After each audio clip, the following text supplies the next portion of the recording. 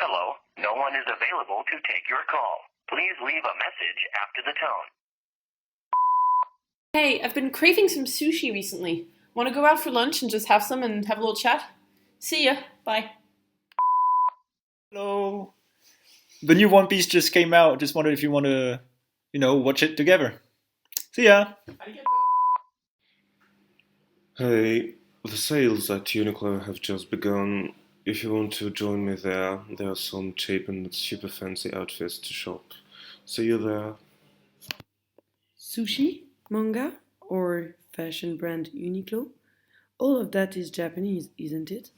It is crazy how much we are all the time influenced by foreign cultures.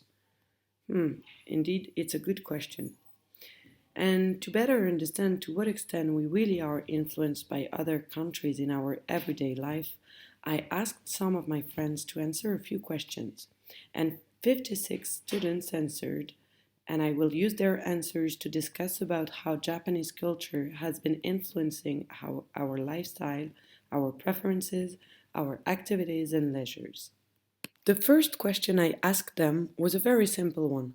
It was whether or not they feel influenced by the Japanese culture. And I think the answer is quite clear here.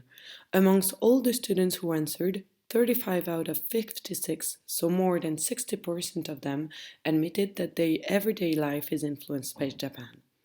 So I then asked them, what was it about? How do they think Japanese culture influences them? More precisely, I asked them which Japanese soft power was the most influential to them. And I guess the answer is pretty obvious. The fields mostly influenced by Japan are food, movies, and TV series, with mainly animated cartoons and technology. But what are these soft powers? I guess the best way to define the soft power is simply to listen to Joseph Nye, the first to conceptualize and to name what we now call soft powers. Well, power is the ability to get what you want from others, and you can do it three ways. You can do it with coercion, you can do it with payment, or you can do it with attraction and persuasion. Coercion and payment I call hard power. The ability to get what you want through attraction and persuasion is soft power. Not only soft powers are of tremendous importance in terms of foreign influence, but also because more or less everything can be considered as taking part of a country's soft power board. To see how every country's soft power is assessed, we can have a look at the Soft Power 30 global ranking. For that study, they used both objective data and polling data, taking into account people's opinion on different things that can be influenced by a culture, such as food, tech products, culture, luxury goods, etc. Knowing how broad the spectrum of influences can be, it is all the more important to consider these influences as a real power which must be carefully used, as Joseph Nye explained. Having a smile can be a soft power resource, and you may be more inclined to do something for me if I smile whenever we meet. But if I smile at your mother's funeral, it may destroy soft power rather than create it.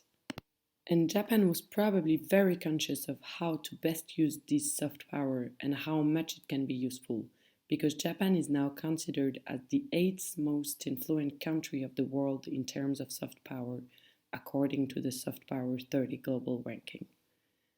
And we have to admit that it is quite a surprising result if we look at Japan history, because traditionally it has been a very isolationist country, and if you're isolationist, you're probably not attractive to others.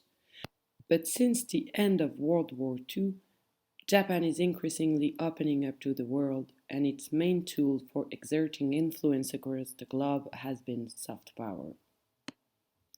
One of the major soft power initiatives that Japan has invested billions in is the Japanese Exchange and Teaching Program to give international graduates experience of teaching in Japan.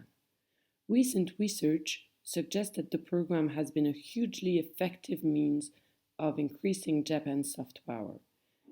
Japan is also investing a huge amount of resources into the establishment of soft power institutions such as Japan Houses, which are new cultural centers showcasing the best of Japanese culture. As a result of Japan's significant investment, it has created thousands of people becoming new fans of Japan. But in my opinion, Japanese soft power is not only illustrated by those who are consciously fans of Japan, such as Steve Jobs, who had a close relationship to Japan dating from his first interest in Zen as a young man. For me, it is also important to consider all of those who are influenced without even being aware of it. It leads me to ask my second to last question in the poll. Do you feel unconsciously influenced by Japanese soft power? And interestingly, a bit more than half of the responders, 55% of them, said no. I am not unconsciously influenced by Japan. But, spoiler, I don't believe them. I think that it is what their conscience is telling them, because it is always easier to think that we are fully aware of our decisions. But I don't think it's true. I feel like it is kind of a denial to reassure them on their fake power of decisions. And this idea brought me to ask my very last question. Do you think the influence is stronger and deeper if you're aware of it or not? As an example, do you think that the Japanese soft power is stronger if you're thinking about Japan when you order sushis, or if you order them completely unconsciously of their cultural origins? The same question could be asked to people entering a Muji shop or buying a Nintendo video game. And what came out in the end was that 68% of the responders believe the influence is even stronger if it's unconscious, probably because it means that it is so deeply rooted in our lives that we fully integrated foreign influences in our daily actions and decisions.